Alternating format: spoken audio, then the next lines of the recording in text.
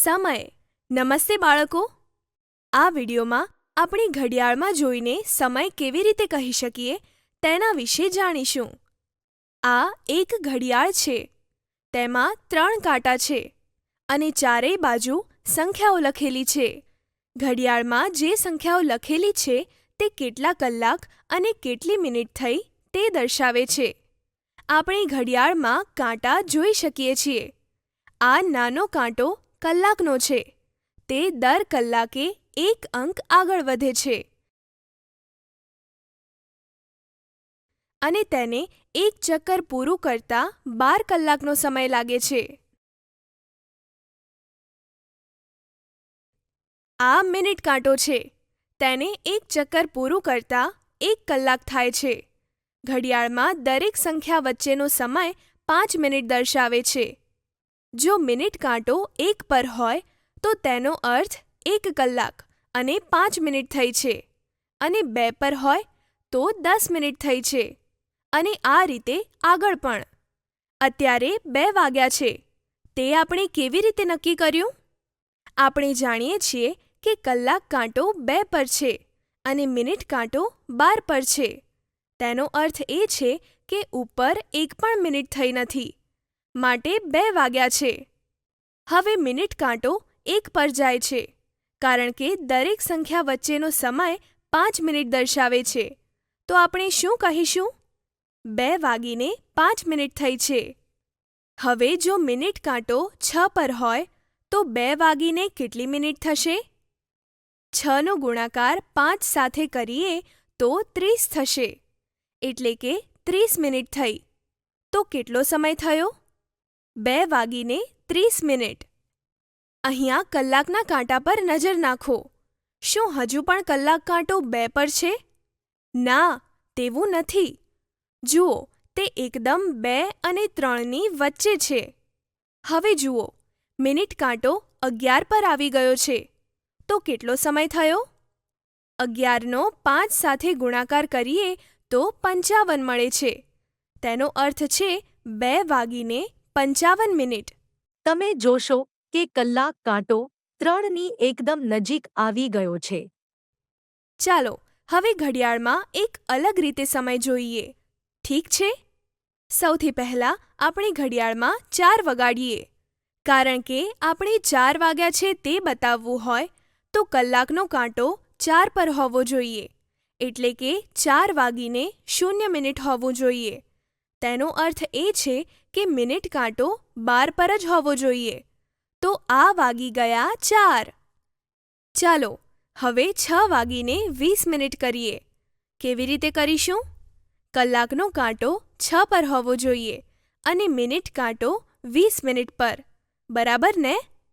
તો ચાલો 5નો ઘડિયો ત્યાં સુધી બોલીએ કે જ્યાં સુધી 20 આવી જાય. જોઈએ કે કઈ સંખ્યા આવે છે. 5 એકા 5, 5 દુ 10, 5 તરી 15 અને 5 ચોગ 20. તો મિનિટ કાંટો કેટલા પર હોવો જોઈએ? 4 પર. તેનો અર્થ એ છે કે 4 આપણને 20 મિનિટ દર્શાવે છે. યાદ રાખો કે કલાક કાંટો પૂરેપૂરો 6 પર નથી, પરંતુ 6 અને 20 પર છે. તે 6 અને 7ની વચ્ચે, પરંતુ 6ની વધારે નજીક છે. ચાલો હવે 10 વાગીને 45 મિનિટ જોઈએ. 10 અને 45નો અર્થ છે કલાક કાંટો 10 પર હોવો જોઈએ અને મિનિટ કાંટો 45 મિનિટ પર હોવો જોઈએ. આપણે 5નો ઘડિયો ત્યાં સુધી બોલીશું જ્યાં સુધી 45 ન આવે, અથવા આપણે 45નો 5 વડે ભાગાકાર પણ કરી શકીએ છીએ. 45 ભાગ્યા 5 બરાબર 9. તેનો અર્થ એ છે કે 9 આપણને 45 મિનિટ દર્શાવે છે. યાદ રાખો કે કલાક કાંટો પૂરેપૂરો 10 પર નહીં દેખાય. જ્યારે સમય 10 અને 45 હોય ત્યારે આ કાંટો 10 અને 11ની વચ્ચે અને 11થી વધારે નજીક દેખાશે. તેનો અર્થ છે કે લગભગ 11 વાગવા આવ્યા છે. હવે કહો કેટલા વાગ્યા છે? 3 વાગ્યા છે. 2 કલાક પછી કેટલો સમય થશે? તેનો અર્થ કે આપણે કલાક કાંટાને 2 કલાક આગળ વધારવો પડશે. ચાલો સૌથી પહેલા આ કાંટાને 4 પર લઈ જઈએ, પછી 5 પર. તેનો અર્થ કે 2 કલાક પછી 5 વાગી ગયા હશે. 5 વાગ્યા છે. તો 1.5 કલાક પછી કેટલો સમય થશે? 1.5 કલાક એટલે કે 1 કલાક 30 મિનિટ. તો ચાલો સૌથી પહેલા કલાક કાંટાને એકવાર આગળ લઈ જઈએ. તો કલાકનો કાંટો કેટલા પર આવ્યો? 6 પર આવ્યો. હવે મિનિટ કાંટો આગળ લઈ જઈએ. 30 મિનિટ વધારવી છે. તો ચાલો 5-5ના સમૂહમાં વધારીએ. મિનિટ કાંટો 12 પર છે. જ્યારે આ 1 પર જાય છે તો 5 મિનિટ થાય છે. પછી 10, પછી 15, પછી 20, પછી 25. તો હવે મિનિટ કાંટો 6 પર આવી ગયો. તો ઘડિયાળમાં કેટલો સમય થયો? ઘડિયાળમાં 6:30 મિનિટ થઈ. એટલે કે 5 વાગ્યા પછી 1.5 કલાક બાદ 6:30 વાગ્યા હશે.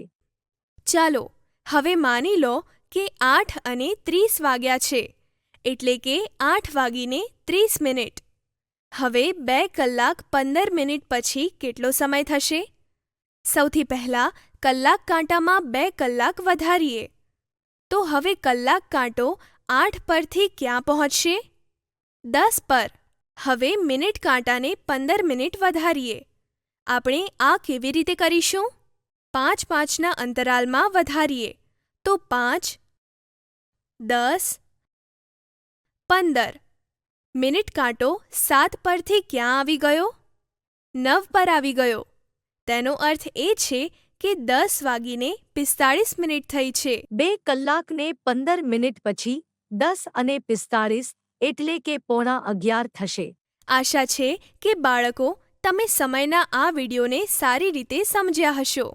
બાળકો, તમે તમારી ઘડિયાળ બનાવો અને તેમાં અલગ અલગ સમય દર્શાવવાનો પ્રયત્ન કરો. વાંચતા રહો, શીખતા રહો. આવજો. ફરી મળીશું.